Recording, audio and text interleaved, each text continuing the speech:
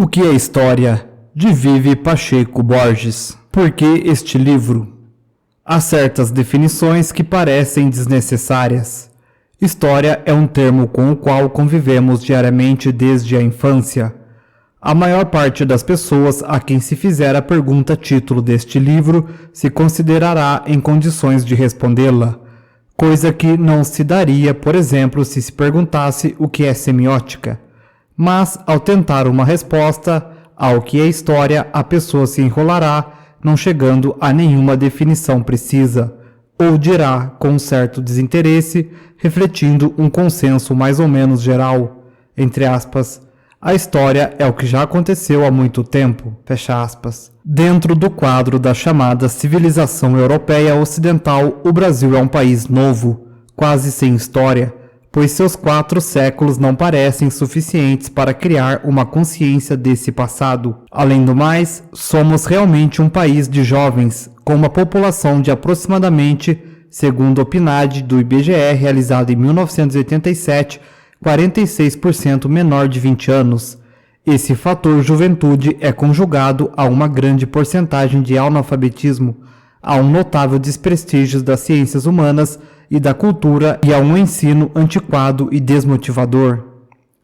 O descaso, a destruição dos vestígios concretos de nosso passado, construções, paisagens, documentação pictórica, escrita e falada, etc., é enorme. Todos esses elementos resultam num desinteresse pela história do país. Esses jovens têm razão. O passado visto por si mesmo, o passado pelo passado, tem um interesse muito limitado e, por vezes, nulo. Mas a história, hoje em dia, não visa explicar esse passado distante e morto, e é a contribuição que ela pode trazer para a explicação da realidade em que vivemos que nos leva a ver como fundamental sua divulgação fora das universidades e das escolas onde ela está prisioneira há longos anos. Essa divulgação se torna importante na medida em que se acredita que a história, ajudando a explicar a realidade, pode ajudar ao mesmo tempo a transformá-la. Tudo o que dissemos até agora nos incita a este pequeno livro, explicação inicial de um tema complexo e difícil.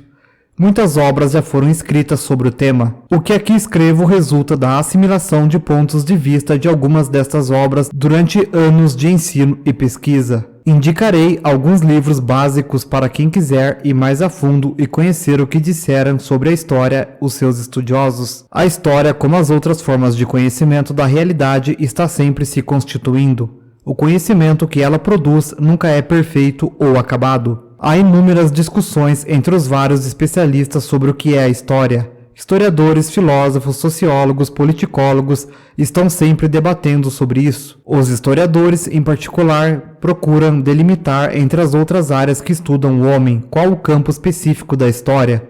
Tomam várias posições diferentes e até conflitantes. Discutem se a história deve estudar só o passado, se pode fazer previsões, tratam de definir os métodos e técnicas mais adequados para se atingir o conhecimento histórico. A utilização deste, sobretudo, é sempre dos assuntos mais polêmicos. O que não se pode fazer com tais conhecimentos? Como se pode manipular pelas mais diversas razões o passado do homem, o passado de um povo, de uma nação? Alguns aspectos dessas discussões estão aqui introduzidos de forma breve e facilitada, procurando encaminhar os primeiros passos do leitor. Para se compreender satisfatoriamente a história como hoje ela se configura, é preciso se recapitular sua origem e sua evolução.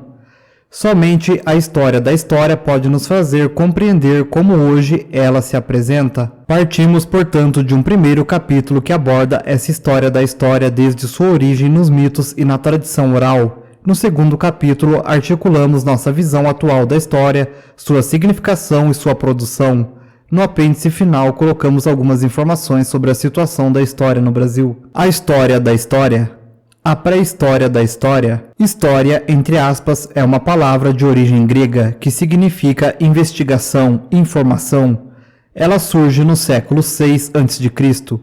Para nós, homens do Ocidente, a história, como hoje a entendemos, iniciou-se na região mediterrânea, ou seja, nas regiões do Oriente Próximo, da costa norte africana e da Europa Ocidental. Antes disso, porém, vemos que os homens, desde sempre, sentem necessidade de explicar para si próprios sua origem e sua vida.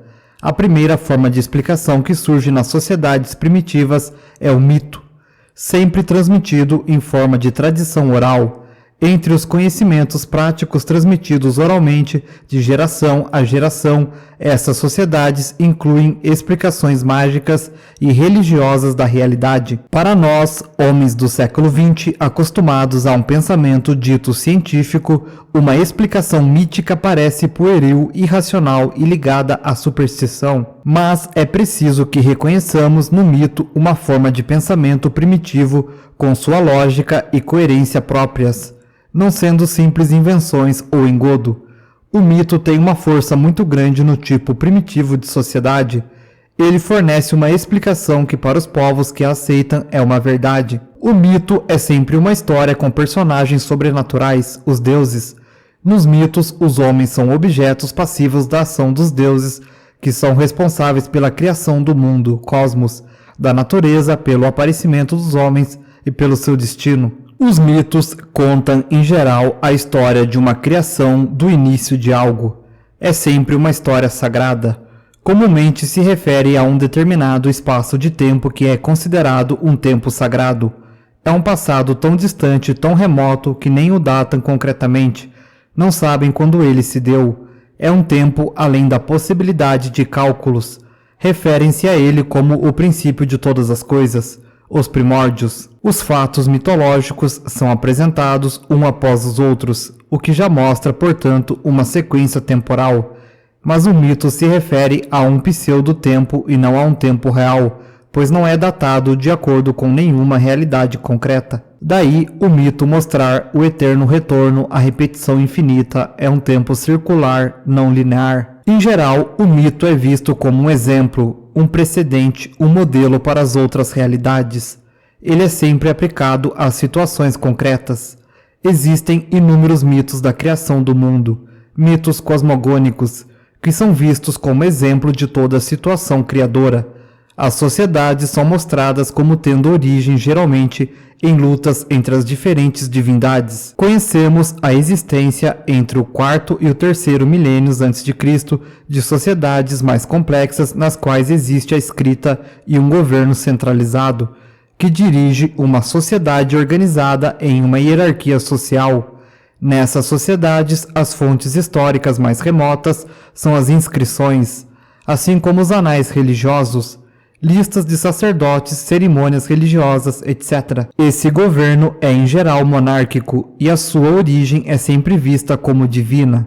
Os reis representam os deuses e são eles que tudo decidem, sendo seus atos registrados em anais. São esses os primeiros registros voluntários para a posteridade. São limitados, pois têm objetivos políticos bem explícitos. Entre essas civilizações destacam-se a egípcia e a mesopotâmica, duas das mais importantes na chamada Antiguidade Oriental. Na sua história, entramos em contato com dois mitos da origem do mundo, que parecem ter sido muito significativos para elas. Esses dois mitos são muito representativos e explicam a origem divina dos homens, sempre ligada a uma ideia de renascimento.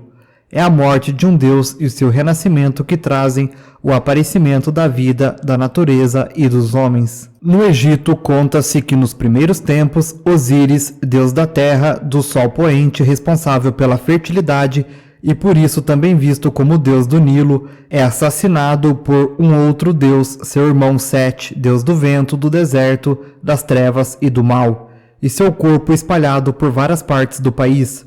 Sua irmã esposa Ísis, deusa da vegetação e das sementes, auxiliada por seu filho Horus, deus falcão e do sol levante, vai conseguir, através de palavras mágicas, reunir todas as partes e Osíris revive, indo morar entre os deuses. Muitos textos relatam diferentes formas do mito. Ele é visto como a luta entre a luz e as trevas, como a vida sucedendo a morte. É visto como significando a vida que vem do Nilo, que gera a fertilidade do Egito. Essa versão da morte e do renascimento de Osíris é a forma de os egípcios explicarem a noção de imortalidade e sua eterna dependência da natureza. Na Mesopotâmia, acredita-se em dois princípios originários. Tiamat, o princípio feminino, e Aspu, o princípio masculino. Deles descendendo todos as outras gerações de deuses. O último deles, Marduk, vai vencer em luta os deuses antigos que o precederam. Ele vai formar o mundo com o corpo de Tiamat, umedecendo-o com o sangue de um arquidemônio Kingu. Marduk, o criador dos homens, é o deus da capital da Babilônia. Para alguns, esse mito mostra os homens sendo criados pelos deuses para alimentá-los através de seu trabalho.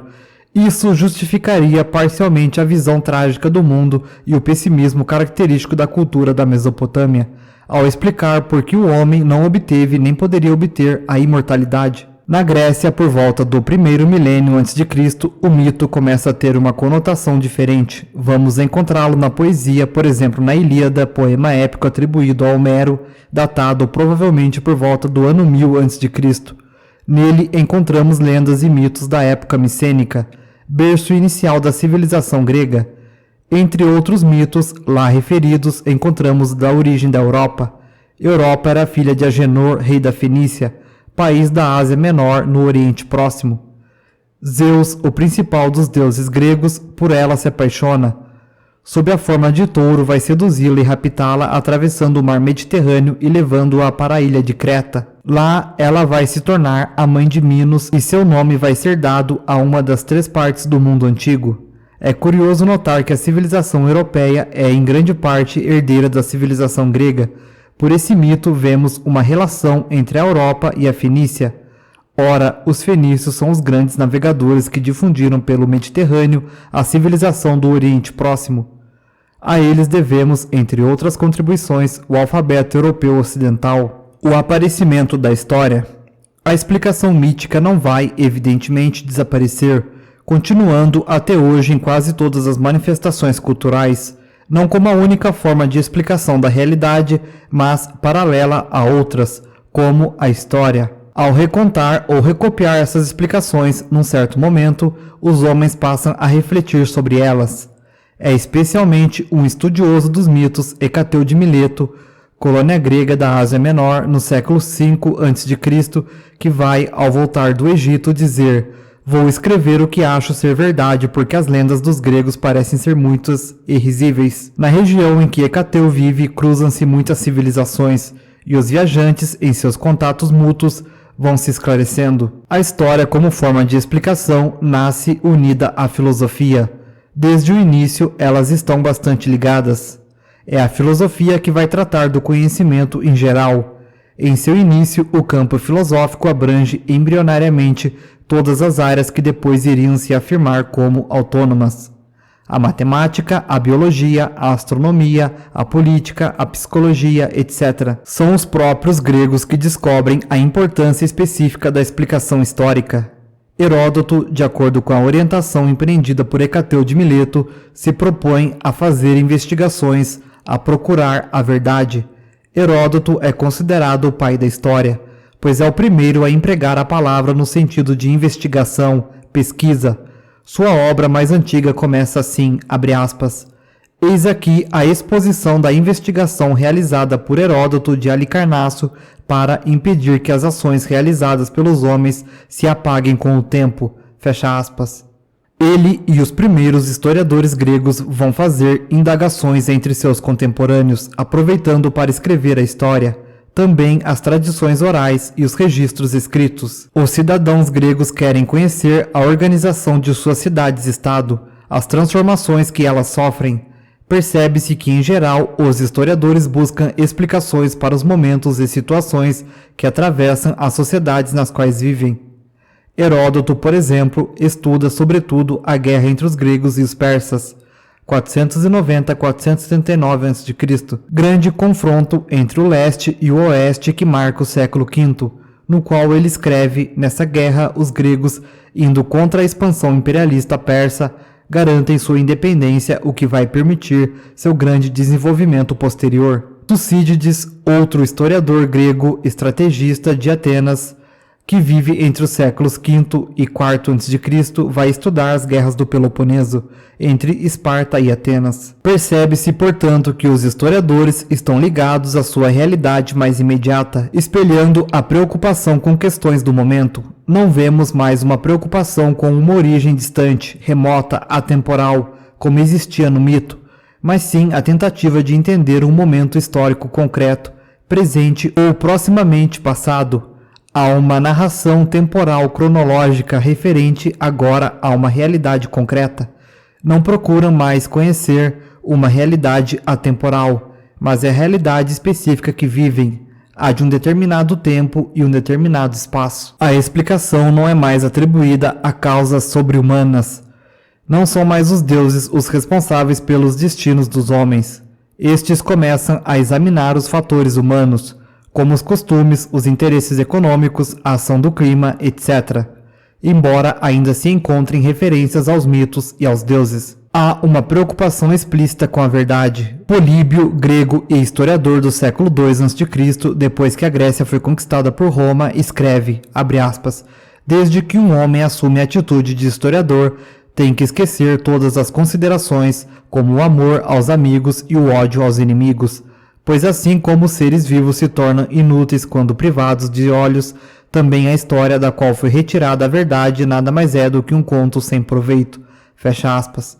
Ele testemunha a ascensão de Roma, sendo durante 16 anos refém em Roma. Procura saber como, em aproximadamente 50 anos, os romanos se tornam donos do mundo habitado. Na visão de então, a zona mediterrânea. A cultura romana é, em grande parte, herdeira da cultura grega. As características da história na Grécia, os romanos acrescentam sobretudo uma noção utilitária, pragmática. A história exalta o papel de Roma no mundo, servindo ao seu imperialismo. O mesmo Políbio escreve que Roma é, abre aspas, a obra mais bela e útil do destino, fecha aspas, e que todos os homens devem a ela se submeter. A história é vista como mestra da vida, levando os homens a compreenderem o seu destino. Roma é o centro do mundo e a imposição de seu destino é o destino histórico mundial. A história teológica. A essa visão unificada da humanidade, os judeus, povo do Oriente Médio dotado de uma religião e uma visão do mundo específicas, atribuem um outro sentido. Com a difusão da religião judaico-cristã no Império Romano durante o período da desestruturação deste, temos grandes mudanças. O processo histórico pelo qual passa a humanidade é então unificado não mais em torno da ideia de Roma, mas de uma visão do cristianismo como fundamento e justificativa da história. A influência do cristianismo é tão grande em nossa civilização que toda a cronologia de nosso passado é feita em termos do seu acontecimento central, a vinda do Filho de Deus à Terra, Cristo tornando-se homem, possibilita a salvação da humanidade, meta final da história. Todo o nosso passado é dividido, como já notaram, nos tempos antes de Cristo, AC, e nos tempos depois de Cristo, DC.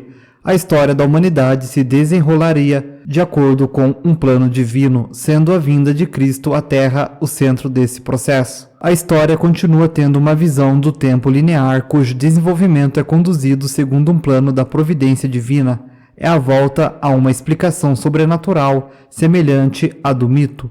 E também cosmogônica, ela se impõe no início do período medieval, séculos 5 e 6 d.C., perdurando como forma única por toda a Idade Média, quando se forma a civilização europeia ocidental. A realidade agora está dividida em dois planos, o superior, perfeito, representado por Deus, e o inferior, imperfeito, representado pelos homens. Essa visão é introduzida na história por Santo Agostinho em sua obra A Cidade de Deus. Ele é o primeiro formulador de uma interpretação teológica da história. Do grego theos, ou seja, Deus, o plano superior da realidade é a cidade de Deus, enquanto que o plano inferior é a cidade dos homens. O cristianismo é uma religião eminentemente histórica, pois não prega uma cosmovisão atemporal, mas sim uma concepção que aceita um tempo linear, que se ordena em função de uma intervenção divina real na história. Para a fé cristã, o fato de o próprio Filho de Deus se ter feito homem, sua vinda à terra é preparada pelo povo judeu através de seus profetas, seus reis e seus patriarcas. É um acontecimento histórico situado de maneira concreta em determinado lugar e época. O sentido global da história da humanidade é revelado por Deus aos homens, e a Igreja é responsável pela orientação da humanidade em sua busca da salvação. Os primeiros séculos da Idade Média vão ser os da formação da civilização europeia ocidental. É então que temos o aparecimento da Europa na história, com a afirmação de uma identidade comum a diferentes povos que vivem uma forma de vida muito semelhante. As bases comuns a esses povos são o mundo romano em desestruturação e o chamado mundo bárbaro, composto por povos que viviam fora do domínio do Império Romano. Os elementos desses dois mundos vão se misturar lenta e completamente do século IV ao VII, através da influência da Igreja que vai marcar profundamente toda a sociedade. É este um período muito importante para nós, pois somos, em grande parte e através de muitas vias, herdeiros dessa civilização. Estamos profundamente impregnados por seu modo de vida, seus valores, suas atividades culturais, etc. Todos já vivenciamos a atração que o chamado Velho Mundo exerce sobre nós, e a propaganda turística faz tudo para aumentar esse sentimento. Os séculos iniciais da Idade Média são de regressão demográfica e cultural. A população vive em sua maior parte no campo e quase ninguém sabe ler. Até o famoso imperador Carlos Magno era analfabeto. A Igreja, grande proprietária de terras, é quem registra a organização e as formas de trabalhar essas terras. São os inventários das abadias de Saint-Germain, dos Prés e de Saint-Denis, na França, os melhores documentos para conhecermos como funcionava, no seu início, o chamado sistema feudal, que se torna predominante do século IX em diante. Somente membros do clero sabem ler e escrever. A maior parte do que foi escrito nessa época é feita pelo clero. Grande parte das fontes são, por exemplo, vidas de santos. A própria palavra clérigo, ou seja, do clero, quer dizer letrado em inglês. Até hoje, nessa língua, a palavra conservou esses dois sentidos. Os documentos leigos vão começar a aparecer só bem mais tarde, nos séculos XII e XIII, com o renascimento urbano e comercial. Surgem como registros de comerciantes particulares, diários de escudeiros, de cavaleiros famosos, de menestréis, etc. A história escrita nesse período não apresenta o mesmo rigor crítico de investigação que apresentava entre os gregos, nem a mesma procura de compreensão e explicação. Ela se compõe, sobretudo, das chamadas crônicas ou anais, em que se relatam fatos mais do que outra coisa. Os cronistas, a maior parte de membros do clero, são elementos contratados por uma casa real, um ducado, etc., para escrever sua história. Há, portanto, nas obras deles, uma nítida vontade de agradar a quem os emprega. Não há uma preocupação em aferir a veracidade dos fatos, há um predomínio da tradição oral, sem se verificar o que já se escrevera. A Idade Média é um período em que se vê associada à predominância da fé uma enorme credulidade geral. Acreditava-se em lendas fantásticas, no paraíso terrestre, na pedra filosofal, no elixir da vida eterna, em cidades todas de ouro, etc. Existem lendas sobre os mares estarem assolados por monstros, sobre a terra que terminava de forma súbita por ser plana, etc.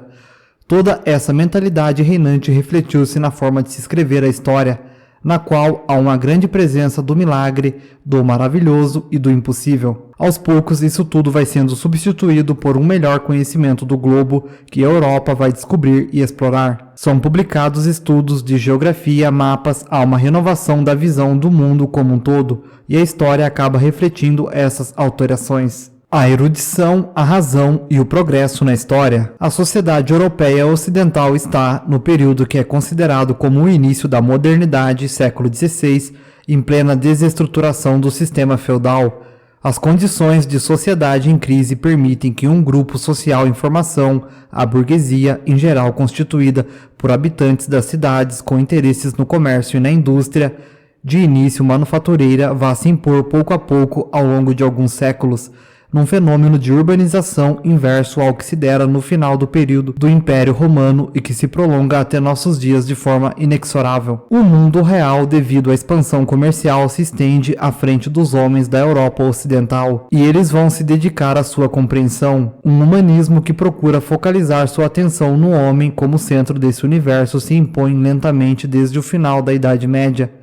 O interesse pelo homem como centro do mundo vai surgir dentro e em oposição a uma sociedade medieval que está preocupada só com a fé cristã, a qual então encerra a explicação para todas as coisas. O peso da tradição é também um dos valores dominantes nesse período que termina. As mudanças são lentas, mas constantes em direção a um abandono da antiga visão religiosa da história que, porém, ainda influencia os filósofos e estudiosos dos séculos posteriores e possui adeptos até mesmo no nosso século. O contato com a filosofia árabe e por meio desta com a filosofia grega, sobretudo a aristotélica, modificara bastante o ambiente cultural da época. Havia já desde o século XII e XIII os que dividiam e os que conciliavam fé e razão. Aos poucos, assim, vai se formando uma concepção não teológica do mundo e da história. O conhecimento não parte mais de uma revelação divina, mas de uma explicação da razão. O racionalismo se impõe daí em diante, não se procura mais a salvação num outro mundo, mas um progresso e a perfeição aqui neste mesmo. Não se é mais guiado pela fé, mas pela razão. Uma outra corrente de pensamento posteriormente se fortalece, o empirismo, que enfatiza o papel da experiência no conhecimento, recusando explicações que não se apoiem nos fatos. Durante o Renascimento, a cultura europeia ocidental, desprezando os 10 séculos medievais, procura retomar a antiguidade greco-romana, seus valores, sua arte, etc. Isso vai ter consequências importantíssimas para o conhecimento histórico. Com a preocupação pelos textos antigos e por sua exatidão, com a pesquisa e a formação de coleções de moedas, de objetos de arte, de inscrições antigas, vai ser levantado um enorme material para a reconstituição desse passado. Do século XVI ao XIX vão se multiplicar as técnicas para reunir, preparar e criticar toda essa documentação, que fornece os dados e os elementos para a interpretação histórica. Esse conjunto de técnicas se aperfeiçoa constantemente nesse período e vai auxiliar a história. Seu conjunto constitui a erudição. Essas técnicas permitem que, nas polêmicas levantadas pela divisão interna que se dá na Igreja nesse período, a reforma, numa procura de exatidão, se busque saber exatamente o que se passou com a Igreja e o cristianismo. Um desses casos, por exemplo, é o de uma mulher papa que teria existido nos séculos XI, XII ou XIII, a papisa Joana. No século XVI, descobre-se que isso foi algo criado no século XIII. Outro exemplo típico é o caso da doação de Constantino. Em 1440, descobriu que esse documento importantíssimo durante a Idade Média era falso, forjado no século 8 ou 9 d.C. Seu texto relata a doação feita por Constantino, imperador romano, que concedeu a liberdade ao cristianismo no ano 313 d.C. ao Papa Silvestre I da Itália e da cidade de Roma, assim como a primazia sobre os outros bispados mais importantes. Essa doação era a base que justificava as pretensões do papado na Idade Média, a posse de territórios na Itália. Os estudiosos humanistas, numa linha que surge desde a segunda metade da Idade Média, século XII em diante, revivem a tradição de crítica dos filósofos estudiosos de texto e historiadores da antiguidade. Do avanço dessas técnicas eruditas é que nascem ou se afirma a cronologia, estudo da fixação das datas, a epigrafia, estudo das inscrições, a numismática, estudo das moedas, a sigilografia, estudo dos selos ou sinetes, a diplomática, estudo dos diplomas, a onomástica, estudo dos nomes próprios, a heráldica, estudo dos brasões, a genealogia, estudo das linhagens familiares, a arqueologia, estudo dos vestígios materiais antigos, a filologia, estudo dos escritos antigos. Há um esforço contínuo através dessas técnicas para se aprender a escolher os documentos significativos, situá-los no tempo e no espaço, classificá-los quanto ao gênero e criticá-los quanto ao grau de credibilidade. No século XVIII, numa sociedade em plena transformação, com a desestruturação final do sistema feudal e o avanço da ordem burguesa, surge o iluminismo. corrente filosófica que procura mostrar a história como sendo o desenvolvimento linear, progressivo e ininterrupto da razão humana. Para os iluministas, a Idade Média foi o período das trevas, causadas pela fé como explicação de tudo. Mas agora, com o iluminismo, o conhecimento se aproxima da verdade. Iluminismo vem de luz. Para esses filósofos, a humanidade irá cada vez mais dominar a natureza, numa evolução progressiva constante.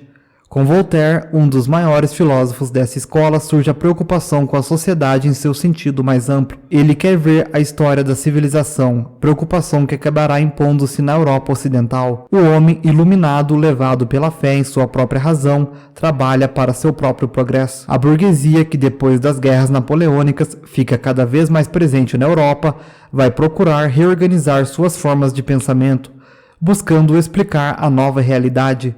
Não são mais os teólogos que estão no comando dessa explicação, mas sim os filósofos. O liberalismo é a explicação, a justificação racional dessa nova sociedade.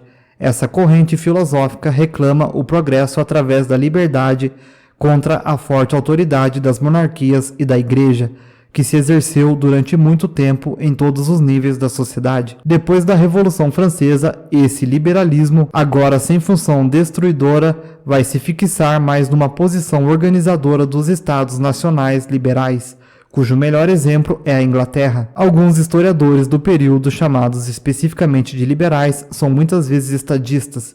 Homens envolvidos na ação política com esse intuito amplo produzem suas obras, em geral de caráter nitidamente político. No século XIX, temos a afirmação dos nacionalismos europeus e conflitos daí recorrentes.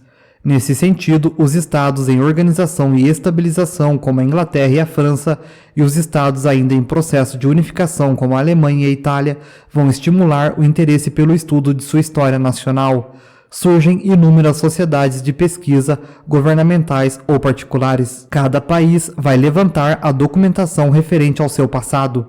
A Alemanha, em sua clara preocupação nacionalista, vai pesquisar sobretudo o período medieval e procurar valorizar sua origem bárbara, ou seja, germânica. Compila uma série documental, a Monumenta Germania Histórica, que é a mais importante coleção de textos medievais existente até hoje. É uma obra diretamente estimulada pelo governo e leva décadas o trabalho de recolhimento de textos, classificação, etc. Aí estão reunidas as mais variadas leis bárbaras e documentos sobre imperadores e papas, crônicas, poemas, etc. Dentro dessa visão nacionalista se encaixam alguns historiadores que são classificados como românticos, pois, dotados de uma certa contemplação sentimental da história, procuram uma volta ao passado cheia de nostalgia.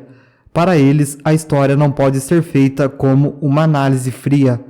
O passado deve ser ressuscitado em todo o seu ambiente próprio. A sua época predileta foi a Idade Média, com seus castelos, suas lendas e sua crueldade, seus cavaleiros e seus torneios, suas catedrais e seus misticismo. Para compreender a história de cada nação, preocupação geral do século, os historiadores voltam ao passado procurando caracterizar o espírito de cada povo.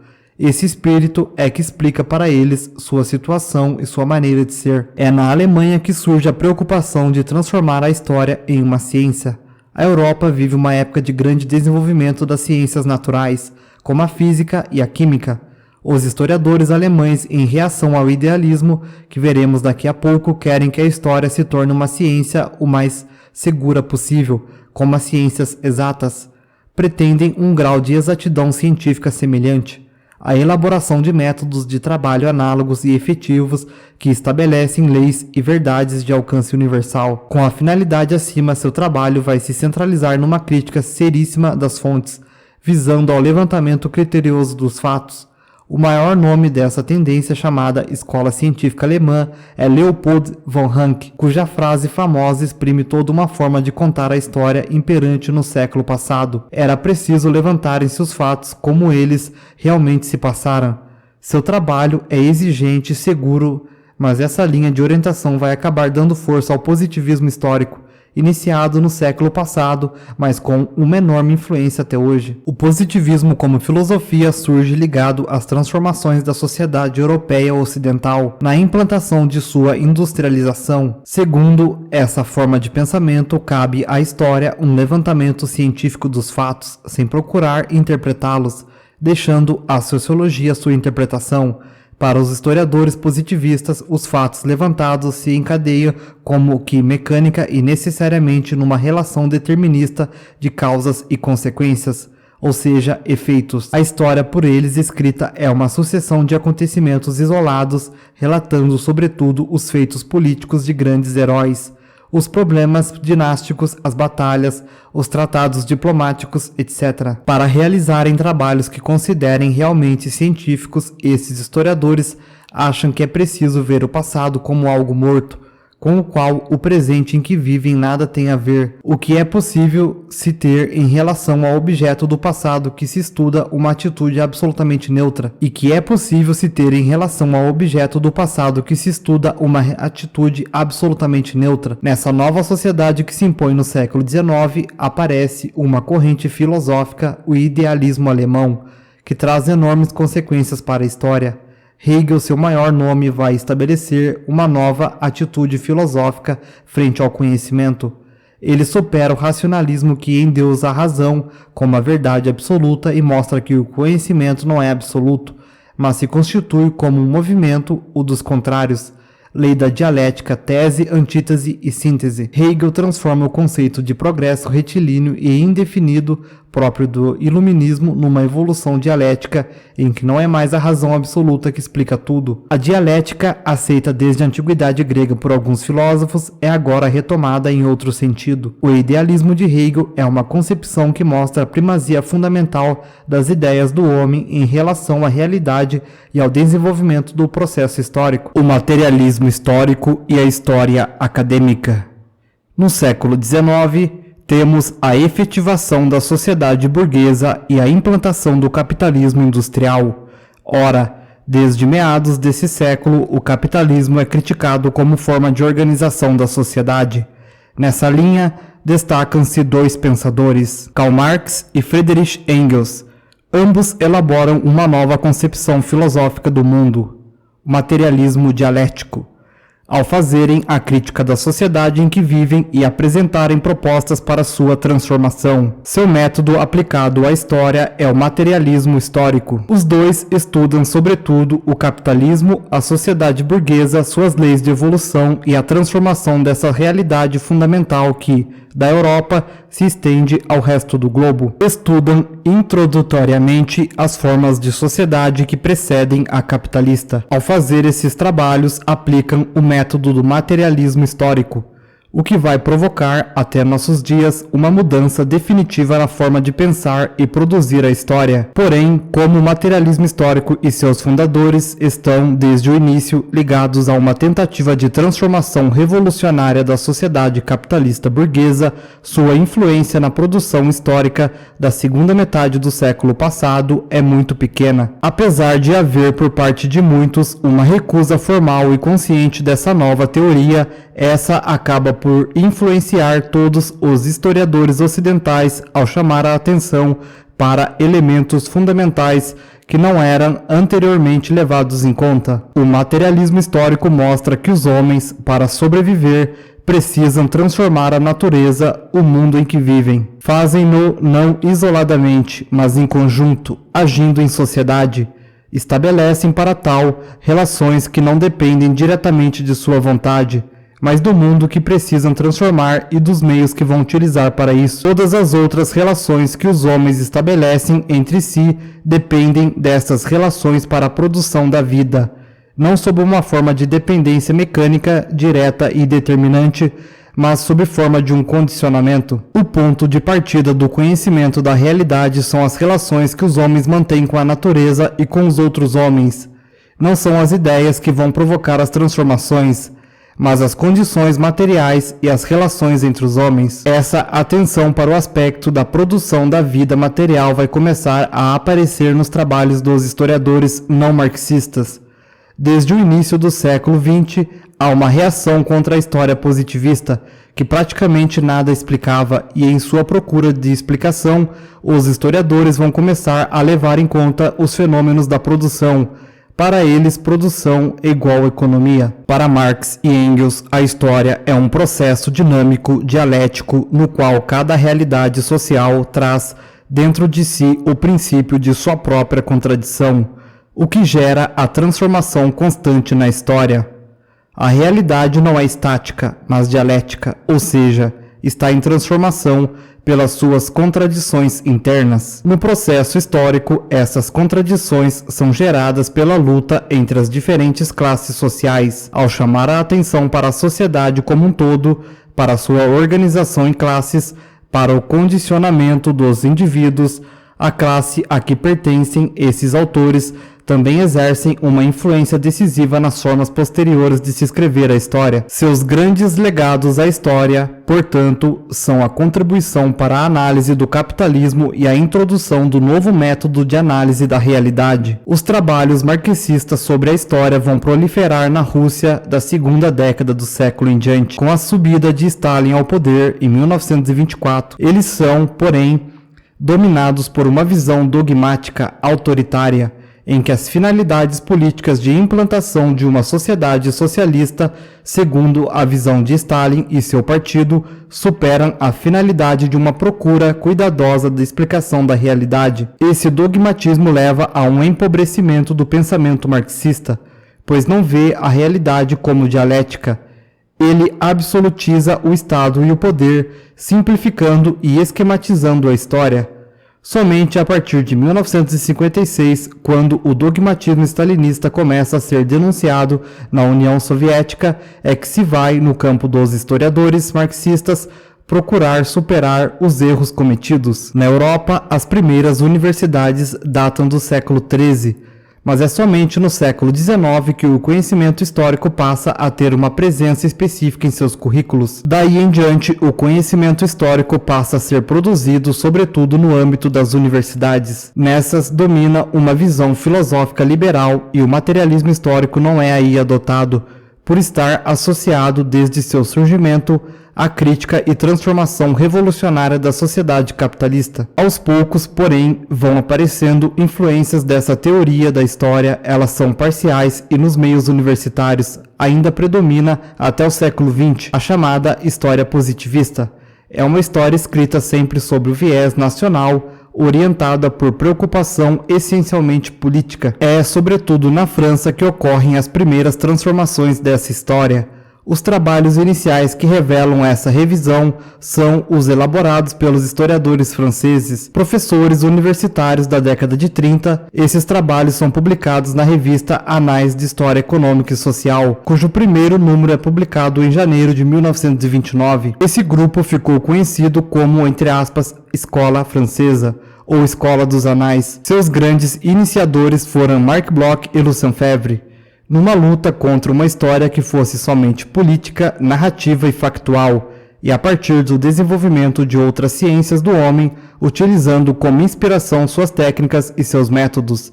São agora os responsáveis, como foi o materialismo histórico, por um novo grande impulso no conhecimento histórico. Embora sem uma unidade teórica, abrem, pelo exemplo de inúmeros trabalhos, um campo mais amplo de análise além do limitado positivismo. Em vez do estudo dos fatos singulares, procuram chamar a atenção para a análise de estruturas sociais, econômicas, políticas, culturais, religiosas, etc., vendo seu funcionamento e evolução. Aceitam uma história total que veja os grupos humanos sob todos os seus aspectos e, para tal, uma história que esteja aberta às outras áreas do conhecimento humano, numa visão global, economia, sociologia, política, etc. Perspectivas atuais. A expansão colonialista levou a Europa a entrar em contato com outros povos, outras formas de vida, outros costumes, outras instituições, mas essas outras formas de organização social eram sempre comparadas com a forma de organização europeia,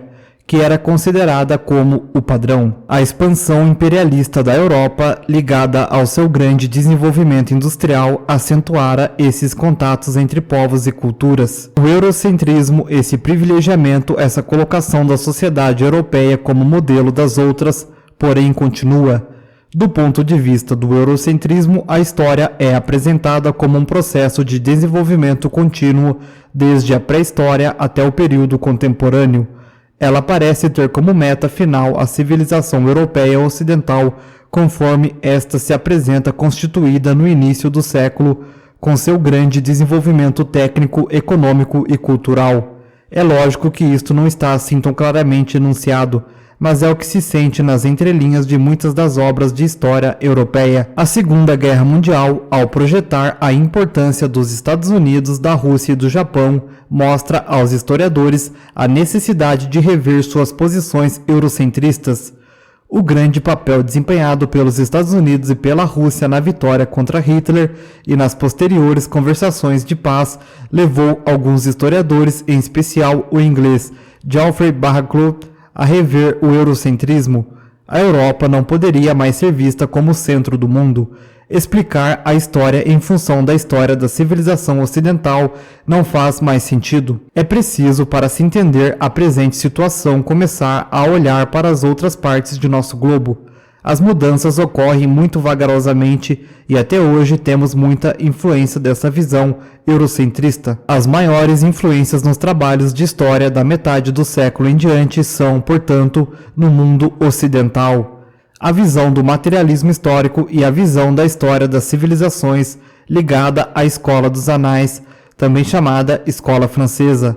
Elas partem de explicações da realidade bem opostas, pois o método com que abordam o estudo da realidade é basicamente diferente. Aparentemente, podem ser feitas algumas aproximações entre essas duas visões, ambas se preocupam com a sociedade como um todo e com a lenta evolução do processo histórico. Há entre seus historiadores uma preocupação com uma explicação histórica do seu tempo e com a produção da vida econômica. Os herdeiros da chamada Escola dos Anais, a partir dos anos 70, galgaram os mais importantes postos acadêmicos e editoriais. A partir disso, atingiram o grande público francês, muito interessado em história, através dos grandes semanários e horários nobres em televisão. Produzem o que é chamado, não muito corretamente, de nova história, porque continuam se inspirando em uma tradição interdisciplinar francesa que vem do início deste século. Procuram trabalhar a partir de objetos, abordagens, fontes e documentos utilizados por outras disciplinas. Muitos começaram a trabalhar com a chamada história serial, produzindo suas conclusões a partir de fontes de dados estatísticos organizados em unidades temporais homogêneas e comparáveis. Em geral, não se interessam somente pelas mudanças, mas também pelas permanências. Há cada vez mais uma preocupação pelo que existia dentro da cabeça dos homens em todos os seus aspectos. Assim, alguns trabalham com a chamada história das mentalidades, por exemplo, fazendo a história da morte, ou da alimentação, do sexo ou do medo no Ocidente. Há uma preocupação com os detalhes do cotidiano dos homens em seus diversos grupos sociais. Alguns historiadores pretendem iluminar o mais geral do grupo a partir de um único caso bem documentado.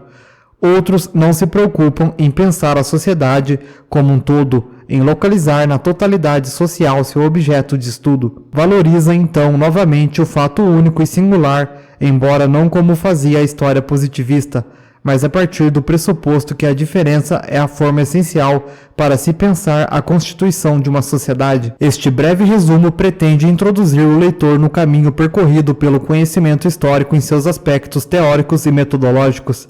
Quer mostrar como foi concebido e até hoje trabalhado. Percebeu-se, a partir da segunda metade deste século XX, que a história que fica escrita é sempre marcada pela visão, pelos desejos, pelos interesses da chamada classe dominante. Qualquer sociedade sempre se estrutura em diferentes grupos ou classes, uma das quais detém o poder político, o poder econômico e o prestígio social.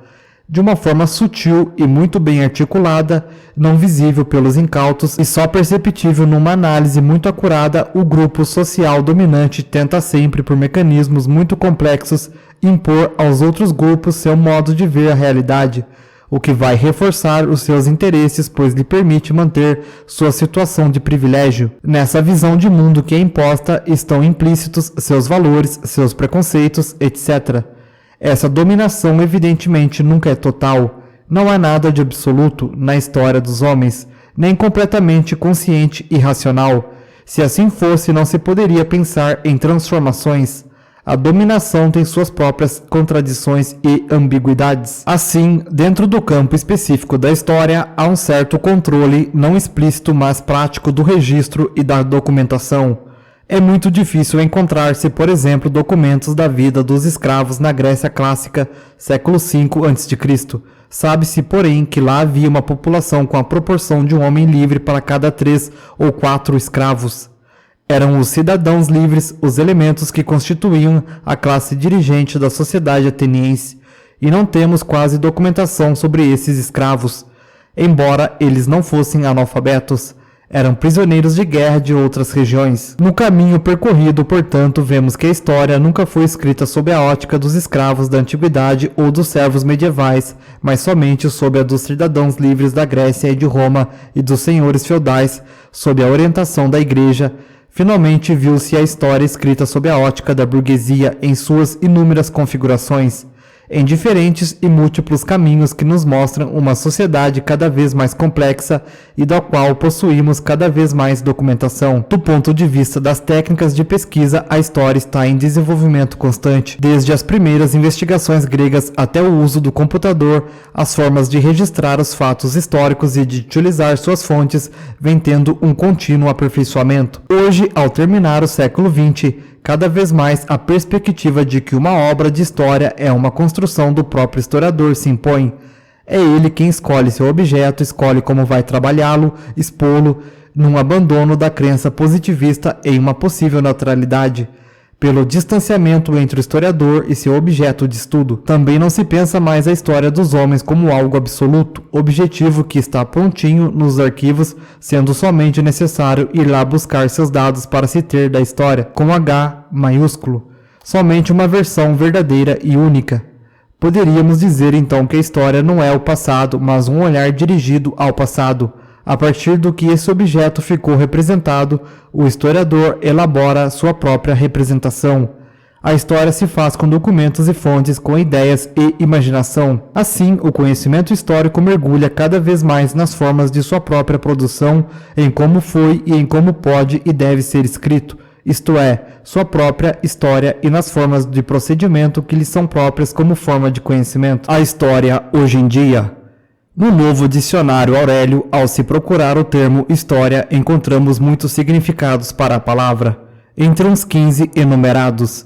Podemos destacar alguns que enfocam a história como o passado da humanidade, o estudo desse mesmo passado, uma simples narração, uma, entre aspas, lorota, uma complicação, etc. Todos esses conceitos podem ser vistos como relacionados ao conceito atual de história. Como se percebe pelo primeiro capítulo, a história de que aqui tratamos está ligada aos 2 primeiros sentidos mencionados e que colocam claramente a ambiguidade fundamental do termo. Ele significa, ao mesmo tempo, os acontecimentos que se passaram e o estudo desses acontecimentos. Em português, temos um único termo para todos esses sentidos. Em outras línguas, como por exemplo o alemão, existe mais de um termo. A história é a história do homem visto como um ser social vivendo em sociedade. É a história das transformações humanas, desde o seu aparecimento na Terra até os dias em que estamos vivendo. Desde o início, portanto, pode-se tirar uma conclusão fundamental. Quer saibamos ou não, quer aceitemos ou não, somos parte da história e todos desempenhamos nela um papel. E temos então, todos, desde que nascemos, uma ação concreta a desempenhar nela. São os homens que fazem a história, mas evidentemente dentro das condições reais que encontramos já estabelecidas, e não dentro das condições ideais que sonhamos.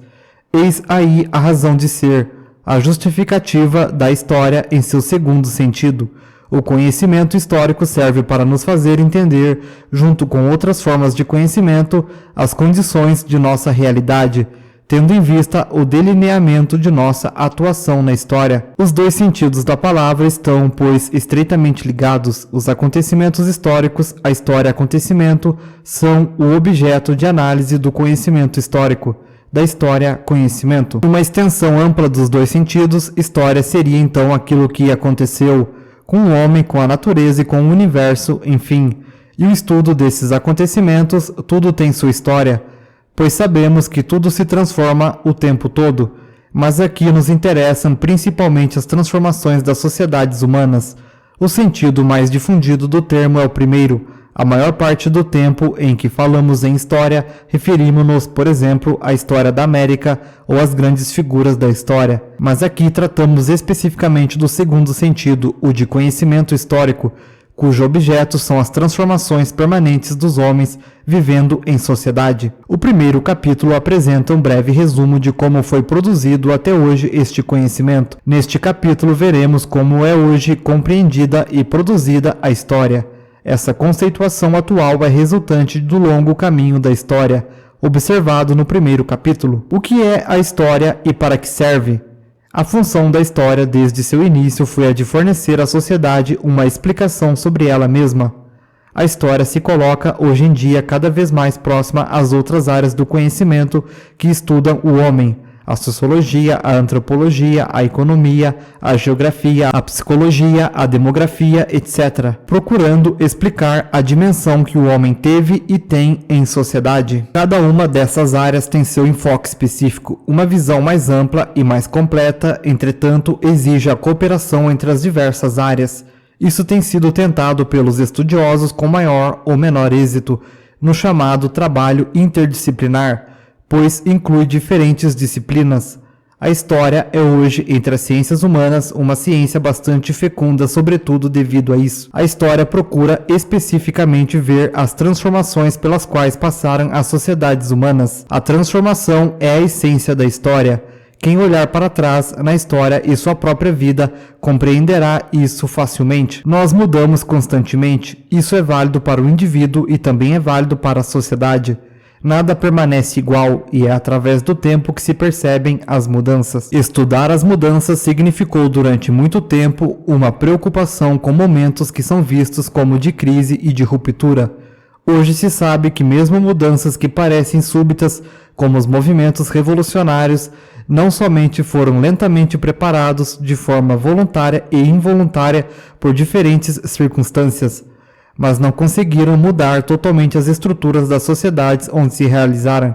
São exemplos significativos tanto a Revolução Francesa quanto a Revolução Russa de 1917. Percebe-se, ligado a isso, uma preocupação cada vez maior dos historiadores, não só com mudanças, mas também com as permanências. O tempo é a dimensão de análise da história. O tempo histórico através do qual se analisam os acontecimentos não corresponde ao tempo cronológico que vivemos e que é definido pelos relógios e calendários. No tempo histórico podemos perceber mudanças que parecem rápidas, como os acontecimentos cotidianos, por exemplo, num golpe de Estado, cujo desenrolar acompanhamos pelos jornais. Vemos também transformações lentas, como no campo dos valores morais. O machismo, por exemplo, é um valor que impera na maior parte das sociedades que a história estuda, a ponto de se poder dizer que a história que está escrita mostra um processo praticamente só conduzido pelos homens. No Ocidente, aproximadamente de um século para cá, surge um questionamento mais constante desse valor milenar. Isso se dá em grande parte devido a uma participação maior da mulher no processo de produção. Quase sempre que a história da humanidade nos é apresentada é a evolução da sociedade europeia ocidental que é tomada como modelo de desenvolvimento. Essa posição eurocêntrica é errada.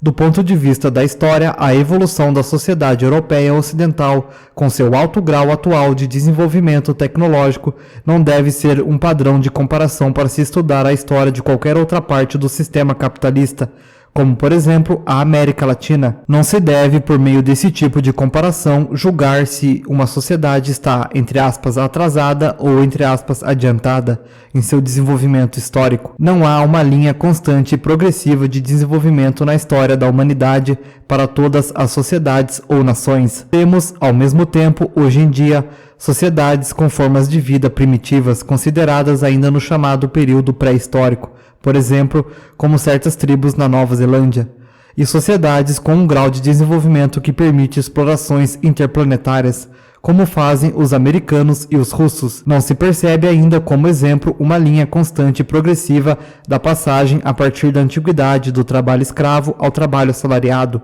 A escravidão quase que desaparece na Europa Ocidental durante a Idade Média para reaparecer na Idade Moderna, imposta pelos europeus nas Américas como forma de relação de trabalho dominante. Não se deve, portanto, identificar a ideia de processo histórico com a de progresso necessário. Assim, na chamada história universal ou no campo mais didático de uma história geral, portanto, dizer-se que existe um processo histórico linear, contínuo, progressista é algo que não deve ser feito. Uma história geral ou universal não deve ser assim pensada. O desenrolar de cada sociedade é muito característico, é único. Hoje em dia estamos cada vez mais temerosos de pensar na possibilidade de leis para suas transformações, pois se acredita que cada uma mude segundo ritmos e formas específicas. As alterações são decorrentes da ação dos próprios homens, sujeitos e agentes da história. Não é uma evolução que se possa chamar de natural. A história da humanidade é diferente da natureza e a natureza também tem sua história, pois ela também passa por mudanças. Todo o universo, nas suas mais diferentes partes, sofre mudanças e por isso tem sua história. Mas a história é diferente justamente por ser feita pelos homens. São os homens constituídos em sociedade que, embora nem sempre deliberada e conscientemente atuam para que as coisas se passem de uma ou de outra maneira, para que tomem um rumo ou outro. A entidade história não existe. Uma força superior externa aos homens, uma divindade, a determinação das forças produtivas, etc., que os conduzisse como veículos, não existe. Não se deve buscar uma razão para um desenrolar da história da humanidade. O sentido dos diferentes acontecimentos históricos e dos processos específicos de transformações sociais devem ser procurados nos próprios acontecimentos, através dos procedimentos que aqui introduziremos brevemente. A trajetória do homem na Terra é indeterminada em busca de sua própria razão de ser. A finalidade deste conhecimento não é explicar a razão de ser do homem na Terra, não é dar uma justificativa do que aqui estamos fazendo. Sua finalidade é estudar e analisar o que realmente aconteceu e acontece com os homens, o que com eles se passa concretamente. Essa análise não é para buscar uma filosofia da vida. Saber o que o homem fez em sociedade desde que está na Terra mostra muito sobre o próprio homem, ajuda a entendê-lo e a entender as sociedades. É como o fato de se saber o que faz e fez uma pessoa ajuda a entendê-la.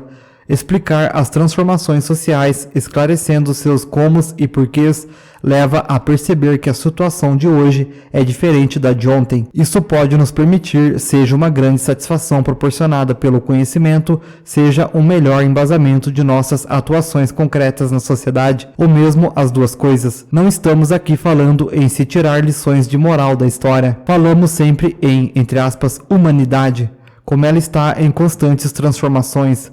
Não existe uma essência humana imutável, desde o início dos tempos, mas homens diversos em situações diversas. A humanidade não é um todo homogêneo e a história não a analisa assim. Na realidade, dificilmente o historiador pode tratar ao mesmo tempo de toda a humanidade.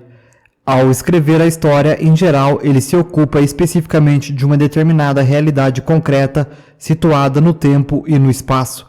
Estudam-se uma tribo, um povo, um império, uma nação, uma civilização, como, por exemplo, o povo judeu, antes do nascimento de Cristo, a formação do Império Macedônico, a civilização greco-romana, o surgimento da França, etc. O homem é um ser finito, temporal e histórico.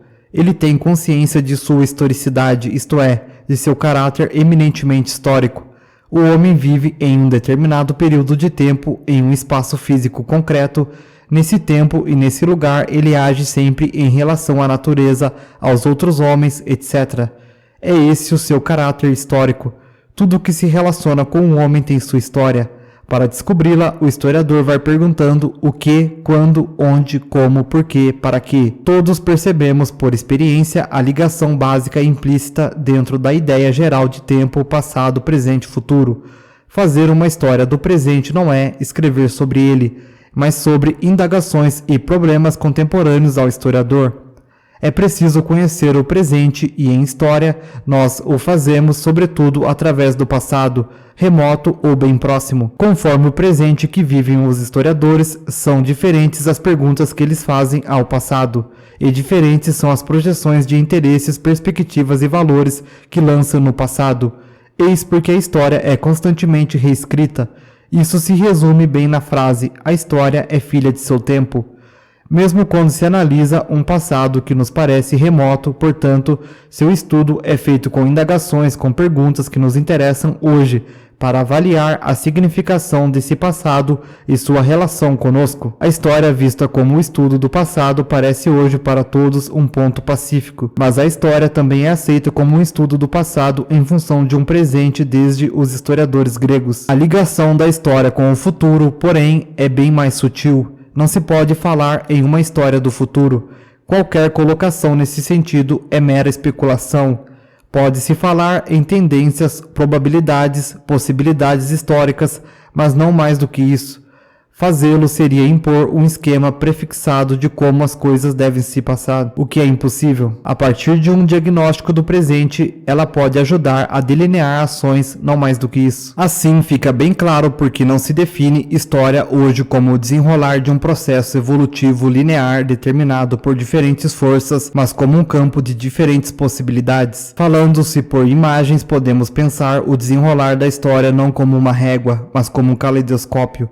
Vivemos desde o final dos anos 80 uma crise de construção de modelos teóricos explicativos das transformações das sociedades criado pelas ciências humanas, em especial pela sociologia, e que tiveram uma grande influência na história. O historiador deve ficar sempre muito atento para não tentar atribuir a posteriori, pois o historiador trabalha sempre sobre um acontecimento, uma realidade que já se deu, uma racionalidade que não exista. Na Europa, em meio às grandes transformações que vêm desde os meados deste século, após a Segunda Guerra Mundial, percebeu-se um grande desenvolvimento do conhecimento histórico, sobretudo em função da demanda da sociedade para entender suas mudanças. O atual impacto da história política, hoje renovada de seu enfoque antigo e tradicional, ou seja, o estudo das grandes figuras governantes, das batalhas, dos tratados e das constituições, se dá através de exame de novos objetos, como, por exemplo, o estudo do imaginário e das sensibilidades políticas,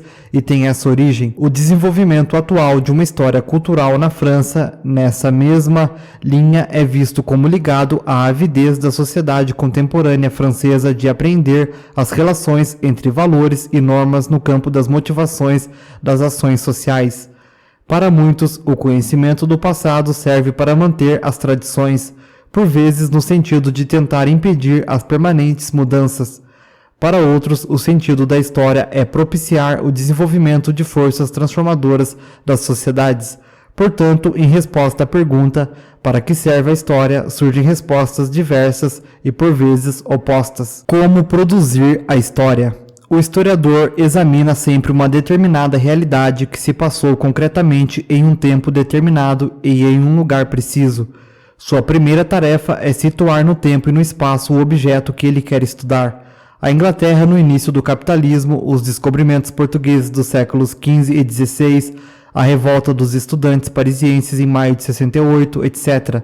Cada realidade histórica é única, não se repetindo nunca de forma igual. O trabalho de investigação do historiador tem procedimentos muito semelhantes aos do detetive. É uma pesquisa no sentido policial do termo, buscando indícios, provas e testemunhos para encontrar os condicionamentos, os motivos e as razões. Só se pode conhecer algo do passado através do que desse ficou registrado e documentado para a posteridade.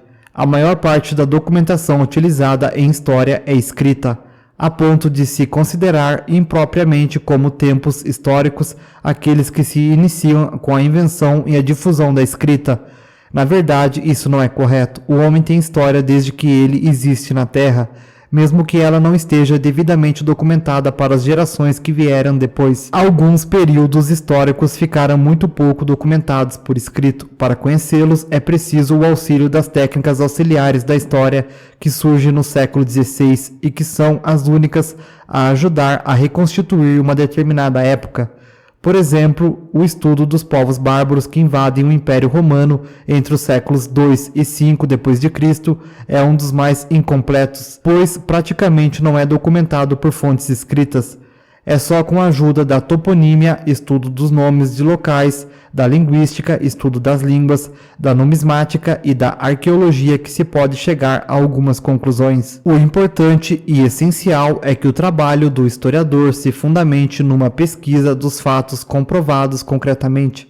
Em geral, é comum, sobretudo em realidades históricas mais próximas de nós, que os vestígios dessas realidades sejam inúmeros e que o trabalho do historiador se inicie por uma seleção desses dados. Essa seleção é feita em função dos dados do passado que lhe pareçam mais significativos. A diversidade dos testemunhos do passado é muito grande. Tudo quanto se diz ou se escreve, tudo quanto se produz e se fabrica, pode ser um documento histórico. Antigamente, a ideia de um documento histórico era de papéis velhos, referentes a pessoas importantes, reis, imperadores, generais, grandes nomes das artes ou das religiões, etc., as quais eram vistas como os condutores da história. Atualmente tem-se consciência de que, entre outros exemplos, uma caderneta de despesas de uma dona de casa, um programa de teatro, um cardápio de restaurante, um folheto de propaganda, são documentos históricos significativos e reveladores de seu momento. As fontes ou documentos não são um espelho fiel da realidade, mas são sempre a representação de parte ou momentos particulares do objeto em questão. Uma fonte representa muitas vezes um testemunho. A fala de um agente, de um sujeito histórico, deve ser sempre analisadas como tal. Fazer-se uma listagem de fatos sem caráter explicativo não é história, é cronologia, que é uma parte que deve embasar o trabalho do historiador. Fazer uma interpretação histórica sem base concreta dos fatos é ficção histórica e está muitas vezes a serviço de outros interesses, em geral mais imediatísticos e ligados a disputas de poder. Os fatos devem ser trabalhados pelo historiador de forma cuidadosa conforme os métodos mais recentes e aplicáveis ao seu objeto de estudo. Infelizmente, a pesquisa do historiador, como a do detetive, toma muito tempo e deve ser, sobretudo, muito crítica e cautelosa. É preciso que nos lembremos sempre que a pressa é a grande inimiga do trabalho intelectual. Na atual sociedade de massas, todos os meios de comunicação, a chamada mídia, fornecem fontes riquíssimas para a história dos tempos mais próximos, as quais devem ser manipuladas pelos historiadores com cuidados específicos. Até agora, as fontes escritas têm sido as mais aproveitadas. Muitos trabalhos de história feitos com a imprensa têm utilizado esse tipo de fonte, respeitando sua especificidade. Por exemplo, o jornal. Para os historiadores positivistas que procuravam uma verdade absoluta, o jornal não podia ser considerado um documento válido na medida em que continha uma subjetividade implícita. Hoje é sabido que um órgão de imprensa está sempre defendendo posições, querendo formar opiniões ao vender informação. É justamente isso que permite ao historiador detectar a posição político-ideológica do jornal, ou seja, o que pensam de política e qual a visão da realidade que têm os proprietários ou diretores do jornal, ou melhor, o grupo social que eles representam. É fácil exemplificar chamando a atenção dos leitores para a diferença entre um jornal da chamada imprensa burguesa e um jornal da chamada imprensa alternativa, ou por meio da multiplicidade de informações, problemas, temas e testemunhos que nos chegam em um jornal, podemos atingir muito da riqueza da realidade multifacetada de outros tempos e outros espaços. O historiador deve trabalhar os documentos com muito cuidado e critérios rigorosos. Nesse trabalho é preciso muitas vezes o recurso a técnicas especiais. Por exemplo, para se conhecer a sociedade paulista do século XVII, são fundamentais os originais de inventários e testamentos da época, hoje em sua maioria impressos, guardados para melhor conservação dentro de latas no arquivo do Estado. Para lê-los é preciso o domínio das já faladas técnicas especiais. Na arqueologia, por inúmeras vezes, a aliada fundamental da pesquisa histórica, usa-se muito a técnica do carbono 14 para identificar a época a que pertence um objeto bem antigo. As atividades acima descritas são as mais tradicionalmente associadas ao trabalho de um historiador. Todas as mais sofisticadas descobertas devem ser incorporadas pelos historiadores, como há muitos anos o foram a máquina de escrever, o gravador, depois o xerox, mais recentemente o computador, etc. No meio da poeira de documentos antigos, na lama das escavações ou no manuseio de instrumentos muito desenvolvidos tecnicamente, É sempre o homem vivo que o historiador procura encontrar. É a sociedade na qual esse homem viveu, trabalhou, amou, procriou, guerreou, divertiu-se que o historiador quer decifrar. E para tal, todo tipo de documento que esclareça esses aspectos é de fundamental importância. Um historiador, ao se propor fazer uma pesquisa, já faz uma opção bem sua ao decidir qual o objeto que ele vai estudar. Sua escolha é sempre encaminhada pela sua situação concreta. O historiador é um homem em sociedade, ele também faz parte da história que está vivendo. Escreve sua história historicamente situado, ou seja, numa determinada época dentro de condições concretas de sua classe, sua instituição de ensino ou pesquisa, etc.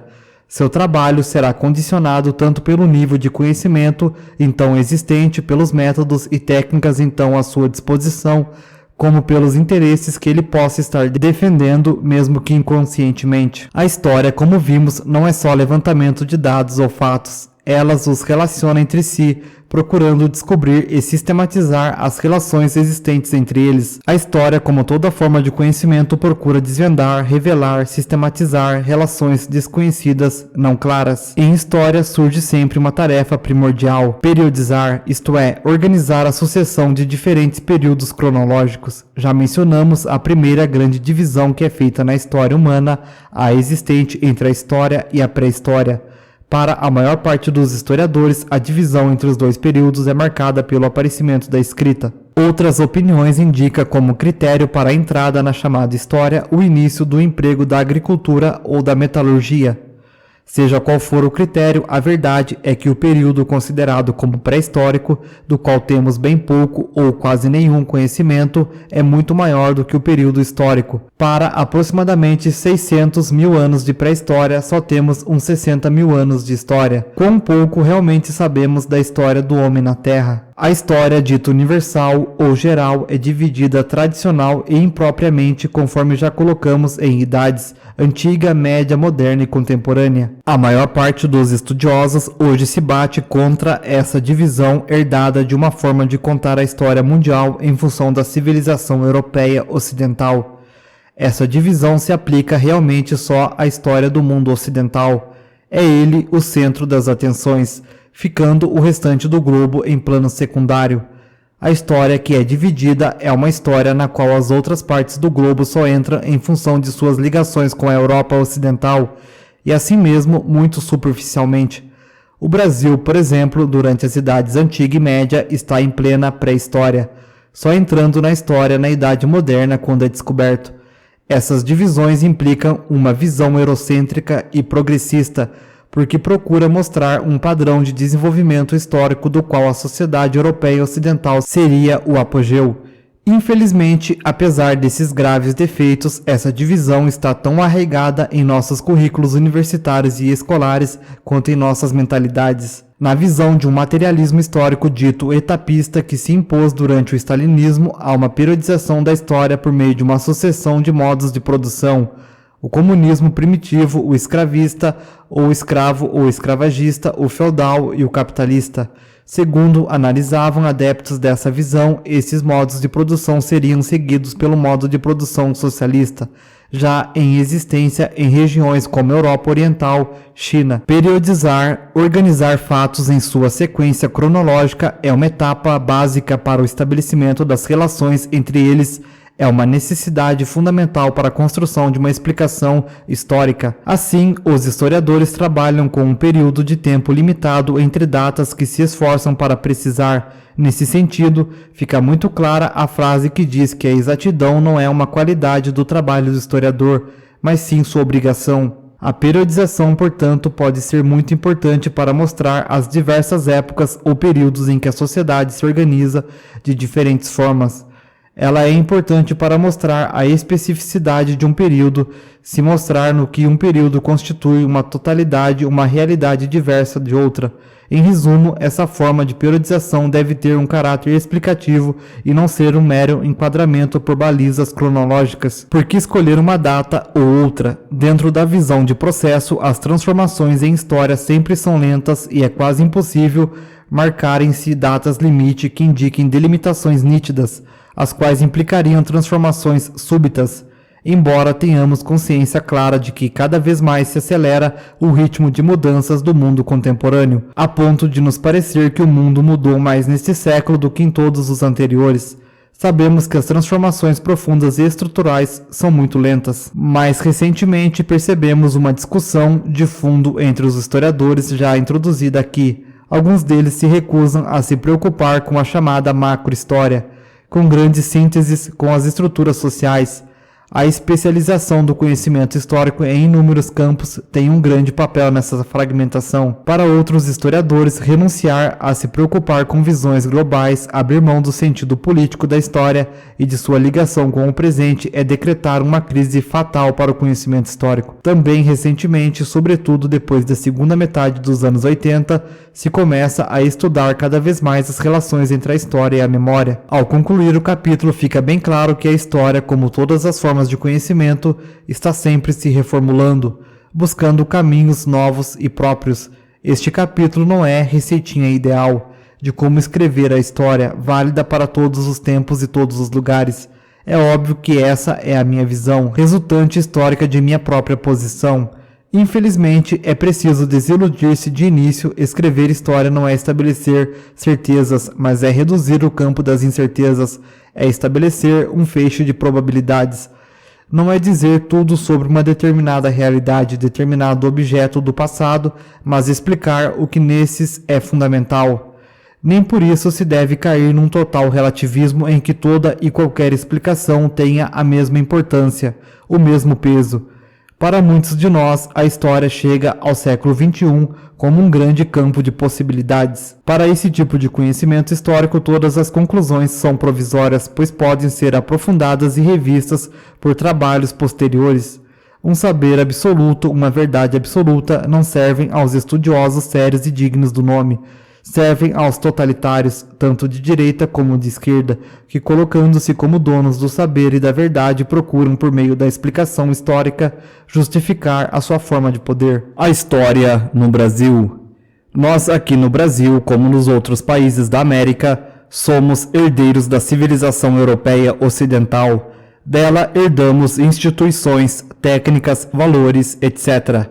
Através da colonização portuguesa, os países da Península Ibérica, Portugal e Espanha são os grandes navegadores dos séculos XV e XVI. A eles deve a América Latina o fato de ter entrado na história, e toda a nossa formação histórica está ligada desde o início de nosso período colonial à metrópole portuguesa que nos coloniza. Com o desenvolvimento capitalista do século passado, os laços com a Europa se estreitam por outras vias, pois já éramos politicamente independentes desde a terceira década. O aparecimento de um mercado mundial através da revolução comercial empreendida pelos europeus ocidentais desde o século XV constitui um sistema capitalista mundial do qual o Brasil desde então faz parte. O sistema capitalista é composto essencialmente de partes diferentes e relacionadas entre si.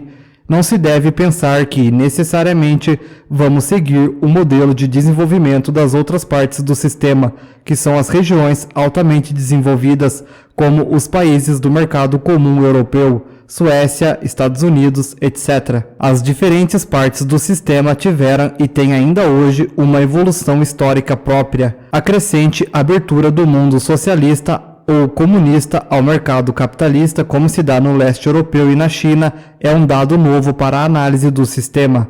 É, portanto, dentro desse quadro geral amplo e, ao mesmo tempo, dentro de uma realidade concreta própria, a brasileira, que o nosso historiador produz história. Temos, desde o início, uma história oficial. É a versão escrita pelos cronistas contratados pela Casa Real Portuguesa para escrever a história de seu país, do qual éramos, depois da perda das Índias, a colônia mais promissora. Aqui também são criados cargos de cronistas nas diferentes câmaras municipais. Esse gênero de história, essencialmente narrativa e registrando fatos, continua sendo escrito pelos membros das sociedades históricas, academias e institutos que foram aqui introduzidos no século XVIII. Seus membros são muitas vezes figurões, barões, marqueses, ministros, senadores, o que mostra ainda uma ligação direta entre a história escrita e o poder oficial. pois os historiadores são vinculados diretamente ao Estado. São então criados os arquivos e bibliotecas governamentais que se preocupam com a documentação histórica e que preservam as fontes que possuímos de nosso passado, embora boa parte da documentação sobre o período colonial se encontre nos arquivos portugueses. Há uma documentação muito sugestiva do período, como, por exemplo, a escrita pelos jesuítas, correspondência, discursos, tratados ocupados na educação de colonos e índios. Outros exemplos magníficos são as obras Cultura e Opulência no Brasil, de Antonil, publicado em Lisboa no início do século XVIII. E Diálogo das Grandezas do Brasil do século XVII, de autoria discutida. São verdadeiros levantamentos econômicos da situação da colônia, essenciais para o conhecimento do período, também muito ricos do ponto de vista histórico. São os depoimentos escritos pelos visitantes estrangeiros. Essa história escrita involuntariamente é muito mais atraente e elucidativa do que a oficial, ao contrário da América Espanhola, que possui universidades desde o início da colonização. O Brasil só vai ter universidades a partir do século XX. Os historiadores que tentam escrever nossa história fazem-no isoladamente ou no âmbito das instituições oficiais já apontadas. Nossa história, como a história em geral, também é, quanto às fontes de documentação existentes e quanto às interpretações, fortemente marcada pela ação dos grupos sociais predominantes no país. Um dos nossos grandes historiadores é Francisco de Vanhagen, de formação da referida Escola Científica Alemã, caracterizada pela grande preocupação com a pesquisa e o levantamento de fontes. A ele devemos um enorme impulso na produção da história brasileira. Ele escreve no Segundo Império, segunda metade do século XIX, em uma época em que aproximadamente 60% de nossa população é escrava. Analistas de sua obra mostram como ela se baseia em dois elementos interpretativos: a superioridade da forma monárquica, por ser responsável pela unidade do país após a independência, e a superioridade da raça branca.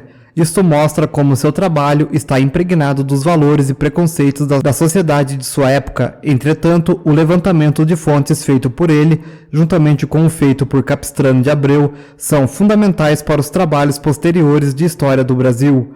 Ao avaliarmos o valor da obra de história, sempre devemos fazê-lo dentro do contexto que a produziu. Na universidade, a introdução da história se dá, sobretudo, através da influência da Faculdade de Filosofia, Ciências e Letras da Universidade de São Paulo, fundada na década de 30. Nessa fundação, foi muito marcante a influência de professores franceses no campo da história.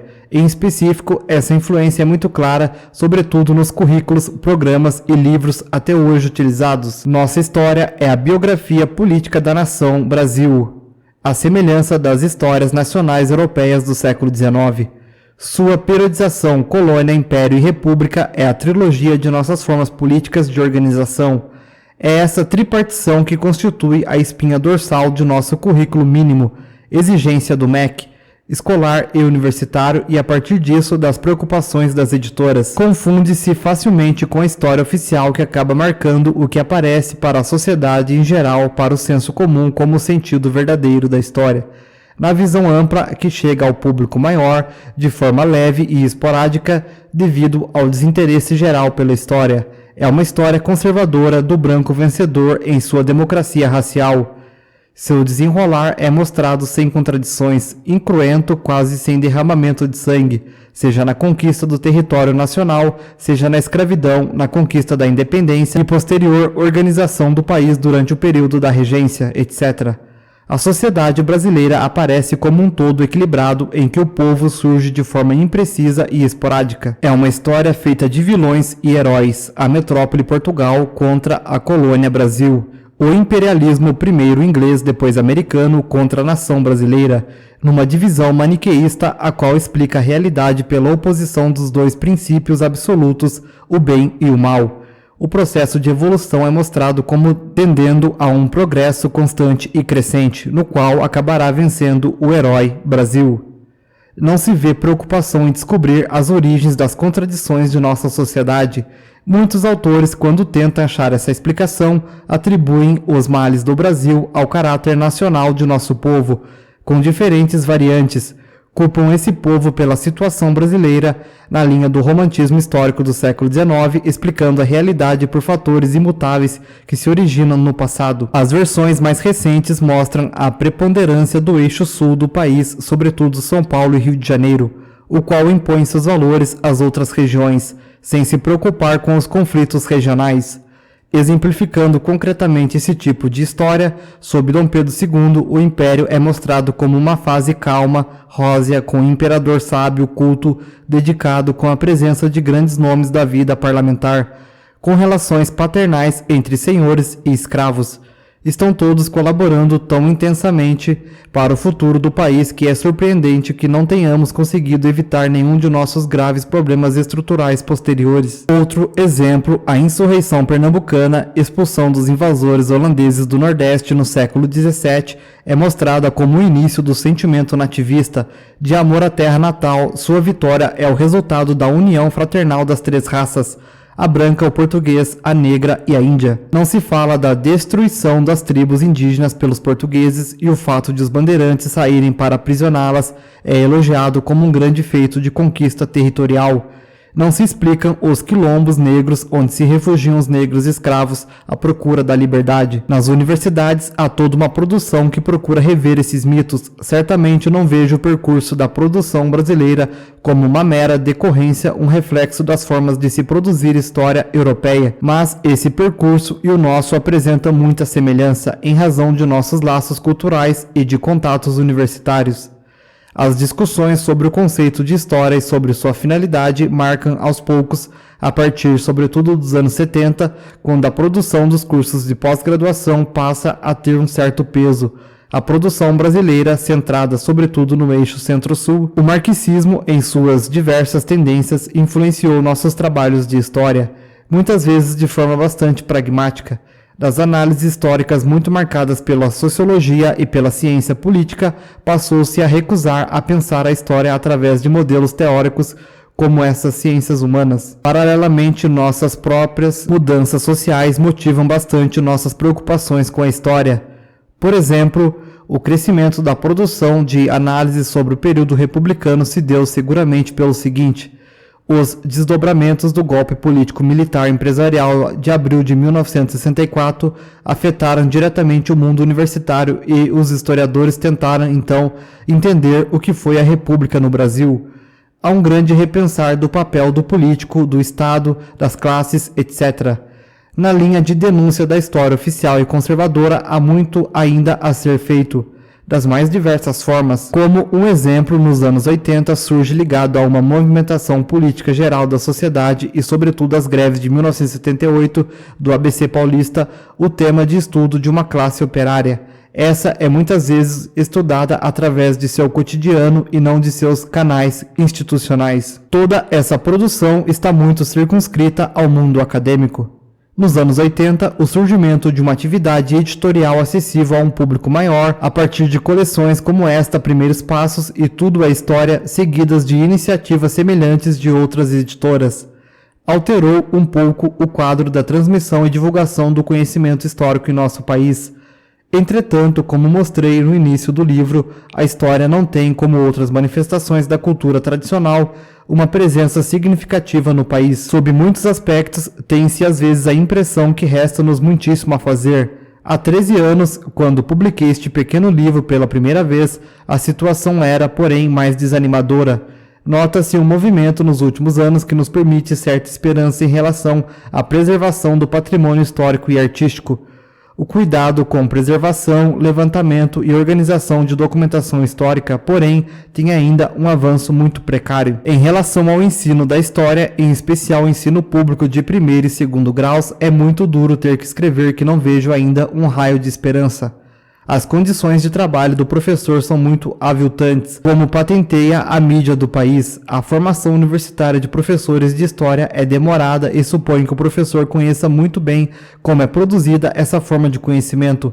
Somente assim estará ele em condições de evitar um ensino repetitivo e memorizador que caracteriza o ensino da história até hoje. Não se consegue ainda, de forma sistemática e ampla, despertar nos alunos o interesse pelo raciocínio histórico. Mostrar sua importância, ensino decoreba gera o samba do crioulo doido. Embaralhem-se em suas cabeças desarticuladamente nomes, datas, fatos e personagens. Há exemplos disso na mídia por ocasião dos vestibulares, engraçados pela sua confusão, se não fossem tão tristes em sua significação. No momento, a história no Brasil parece defrontar-se com um enorme desafio. É preciso encontrar uma solução para um problema complexo.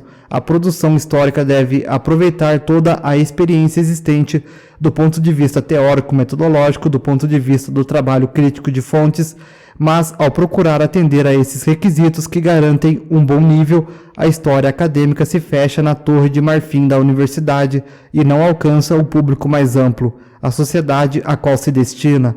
Não se pode ver esse problema como dizendo respeito apenas aos historiadores. Somente através de uma ampla luta pelo ensino e de uma defesa acirrada da cultura, a história, como a expus neste livro, terá em nosso país melhor produção, ensino e divulgação. Será que consegui convencer você, meu leitor, que essa luta tem sentido e vale a pena?